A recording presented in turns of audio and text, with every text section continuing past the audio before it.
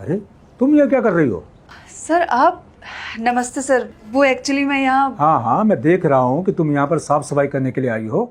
और वैसे भी आज इस ऑफिस में मेरे दामाद जी के प्रमोशन की पार्टी होने वाली है। पर तुम्हें देखकर मुझे एक बात का अफसोस होता है कि काश तुमने भी मेरे से क्लास के बाद ट्यूशन ले ली होती तो आज ये साफ सफाई का काम नहीं कर रही होती। तो नहीं सर, ऐसा कुछ भी नहीं है। वो असल में, मुझे सब पता है कि क्या सही है क्या नहीं। मैंने तुम्हारे मम्मी डैडी से इतनी बार रिक्वेस्ट की थी कि 1-2 लाख का इंतजाम कर दो घूस देने के लिए, ताकि मैं तुम्हारी नौकरी किसी अच्छी जगह लगवा सकूं। पर नहीं, तुम लोगों को तो गरीब रहना है और हमेशा गरीब ही रहोगे। सर आप ये कैसी बातें कर रहे हैं? आप एक टीचर हैं और आपको बच्चों को अच्छी शिक्षा देनी चाहिए या भ्रष्टाचार का रास्ता दिखाना चाहिए? बस बस बस, ईमानदारी से पेट नहीं भरता मैडम। तुम क्या सोचते हो कि मुझे भी ये टीचर की नौकरी मेहनत से मिली है?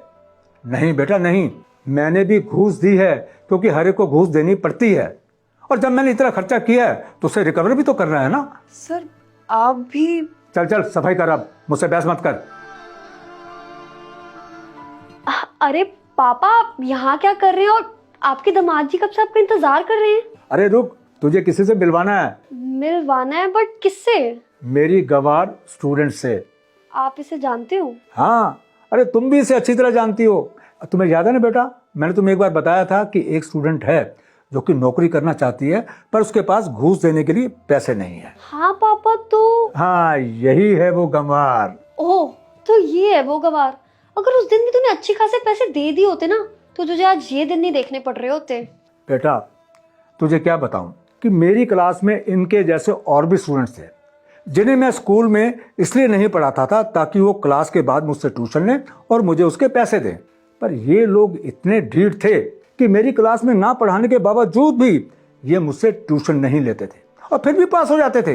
पता नहीं, मैं तो उनको मार्क्स भी नहीं देता था, पता नहीं कैसे पास हो जाते थे। सर आप हमारे बारे में ऐसा सोचते थे और हम बच्चे आप पर ट्रस्ट करते थे। चलो सही है, एटलीस्ट सही टाइम पे तुझे सही चीज पता तो चल गई। बट खैर ये सब छोड़, ये बता कि तू बॉस के कैबिन में क्या कर रही है।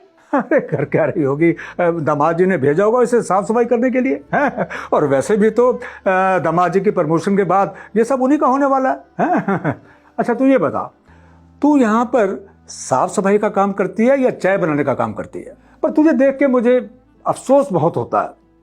मेरे मन में ये बार बार आता है कि काश तुमने उस वक्त मेरे से ट्यूशन ले ली होती और 1-2 लाख रुपए की घूस का इंतजाम कर लिया होता तो आज ये साफ सफाई का काम ना कर रही होती और किसी अच्छी पोस्ट पे काम कर रही होती। सर आप इतना गिर सकते हैं, मैंने कभी सोचा भी नहीं था। ओह हेलो, तेरी हिम्मत कैसी हुई सब बोलने की? और तूने अपने कपड़े और हमारे कपड़ों में फर्क देखा है? बेटा अगर पैसे हो ना तो कुछ भी खरीदा जा सकता है। मैम ये तो बहुत अच्छी बात है, लेकिन क्या आप दोनों अब यहाँ से जाने का कष्ट करेंगे? क्योंकि आपने मेरा समय बहुत बर्बाद कर दिया है। बर्बाद कर चुके हो?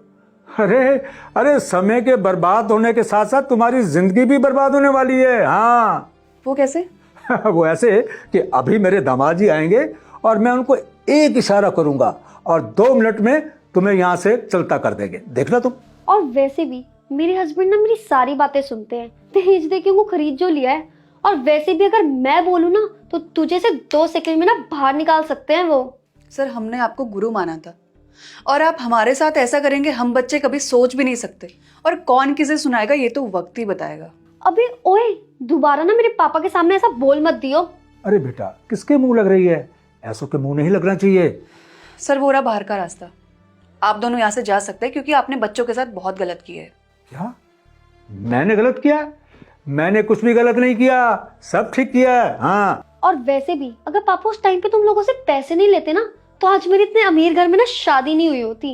और पता है तेरे को मेरे पापा ने कितना दहेज दिया था, तभी तो मेरा पति मेरे आज पीछे पीछे घूमता है। और वैसे भी तू क्या समझेगी ये सब, छोड़ तू। अरे बेटा किसे समझा रही है? ये कुछ नहीं समझने वाली। और तुम भी एक बात कान खोलकर सुन लो कि 7 जन्म लेने के बावजूद भी तुम हमारी बराबरी कभी नहीं कर सकती।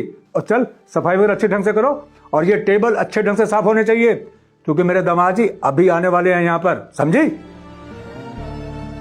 लो दामाद जी भी आ गए। गुड मॉर्निंग मैम, सब कुछ रेडी है, अब चलिए इंटरव्यू के लिए। Good morning ma'am. बेटा आप इसे मैम कह रहे हैं? हाँ पापा जी, यही तो हमारी बॉस है।